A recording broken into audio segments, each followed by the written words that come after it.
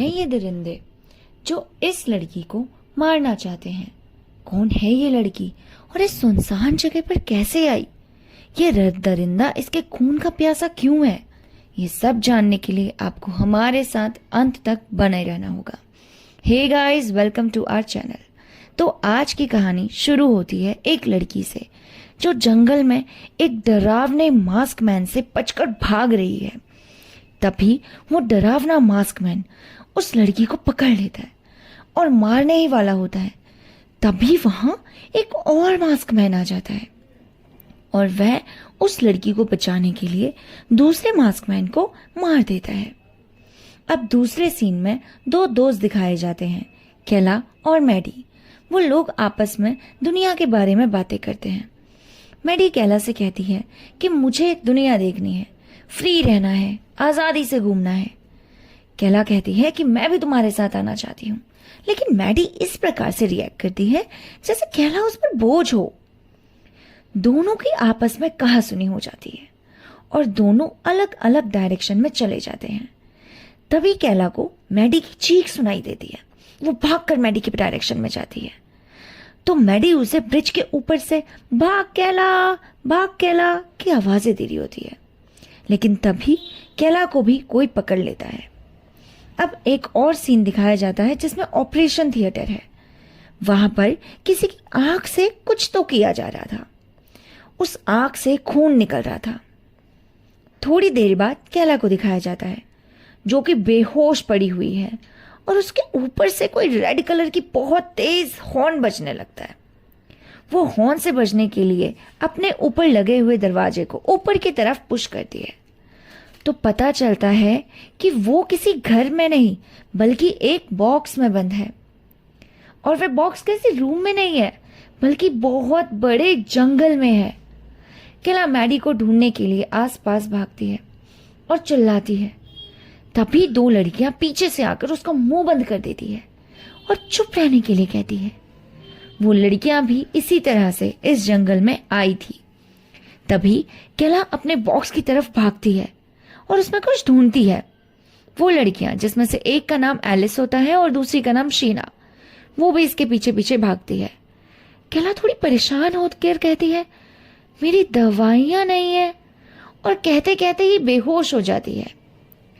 फिर केला को कुछ तो सपने में आता है कि एक मास्क मैन है जिसके हाथ में हथौड़ा है।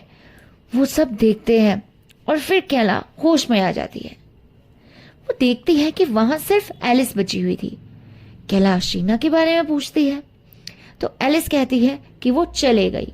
मैं इसलिए रुकी हूं ताकि अगर कोई डेविल हमें ढूंढेगा तो वह तुम्हें पहले मारेगा, क्योंकि तुम मुझसे ज्यादा फास्ट नहीं हो। तभी उन दोनों को एक और बॉक्स दिखता है। वो सोचते हैं कि शायद इसमें से भी कोई लड़की होगी। भागकर उसके पास जा ही रहे होते हैं तो एला देखती है कि वहां पर एक भयंकर सा मास्क मैन खड़ा है।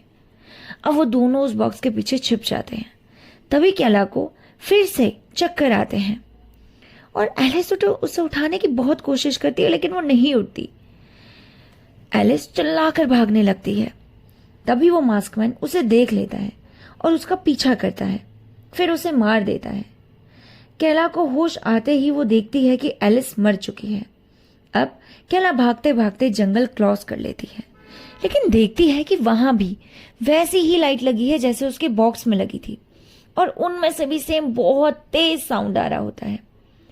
उस बॉक्स से केला उसे क्रॉस नहीं कर पाती क्योंकि उसके पास जाते ही वो बहुत तेज आवाज करने लगता था। केला देखती है कि वहीं पे किसी ने बहुत बड़ी बाउंड्री बैरियर बनाया हुआ है उन्हीं लाइट से। अब एक लड़की भागती हुई चिल्लाती हुई आती है, help me help me help me, और उसके पीछे से कोई मास्कमैन आ रहा होता है। केला चिल्लाकर कहती है जल्दी आओ, वो तुम्हें मार देगा। लेकिन वह मास्कमैन उस लड़की के पीछे कुल्हाड़ी मार देता है और केला को हाय करता है जैसे तो वो उसे जानता है। तभी एक और मास्कमैन आ जाता है केला का मर्डर करने के लिए, लेकिन पहले वाला मास्कमैन केला को बचाने के लिए दूसरे वाले मास्कमैन से लड़ने लगता है। तभी केला उस लड़की को उठा कर ले जाती है और उसे एक खोखले पेड़ में छिपा देती है और बाहर से झाड़ियां लगा देती है ताकि कोई उसे देख ना पाए, और खुद उसकी हेल्प करने के लिए बाहर चले जाती है। तभी एक और मास्क मैन लड़की के ब्लड स्टेन को देखकर उसके पीछे पीछे आ जाता है और उसे ढूंढ लेता है। खुद हेल्प के लिए जब वो बाहर जाती है तो वो लड़की पकड़ी ही जाती है।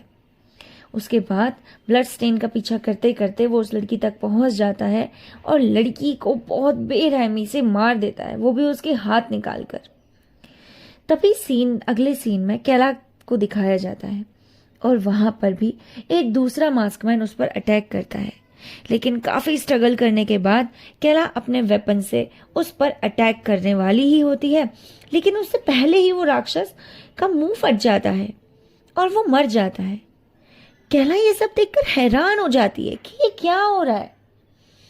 तभी वह उस लड़की को ढूंढने जाती है जिसे उसने पेड़ के अंदर छिपाया था, लेकिन जब वो उसके पास जाती है तो देखती है कि वो लड़की मर चुकी है।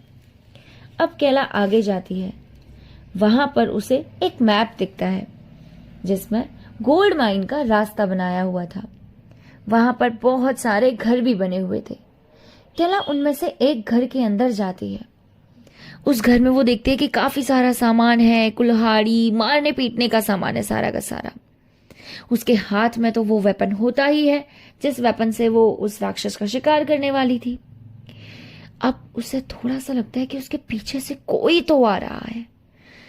कैला बहुत स्मार्ट होती है और वो पीछे चट से मुड़ती है और उसका मर्डर कर देती है। लेकिन जब वो मर जाती है तो वो देखती है कि वो कोई राक्षस नहीं था, बल्कि वो तो एक लड़की थी जो मर गई है। तभी वहां पर शीना और रोज आ जाते हैं। कैला बताती है कि ये एक्सीडेंट से हुआ है, लेकिन रोज काफी कच्चे दिल की थी जो उससे डरने लगती है। लेकिन फिर उसके बाद कैला को फिर से बेहोशी हो जाती है।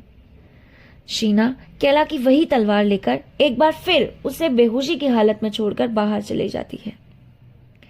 फिर कैला जैसे ही बेहोश होती है उसे फिर से एक सपना आता है कि कोई आदमी मैडी को किसी जगह पर छुपा रहा है और वहां पर एक मैप भी बना है और वहां से बाहर निकलने का रास्ता भी है। फिर कैला होश में आ जाती है और वो रोज से पूछती है कि शीना कहाँ है। वो बताती है कि शीना मर गई और शायद तुम्हें भी एपिलेप्सी का दौरा आया था। तो वो बताती है कि शीना चले गई। अब फिर उसके बाद कैला उससे पूछती है कि रोज, क्या तुम्हें ऑपरेशन थिएटर कुछ याद है? रोज कहती है कि हाँ याद तो है, लेकिन मुझे लगा था कि ये कोई सपना है। तभी कैला उस मरी हुई लड़की के पास जाती है और उसकी आंख निकाल लेती है और देखती है कि उस आंख के अंदर कैमरा लगाया हुआ था। अब कैला समझ जाती है कि कोई इंसान उन्हें देख रहा है और यह सब एक गेम है।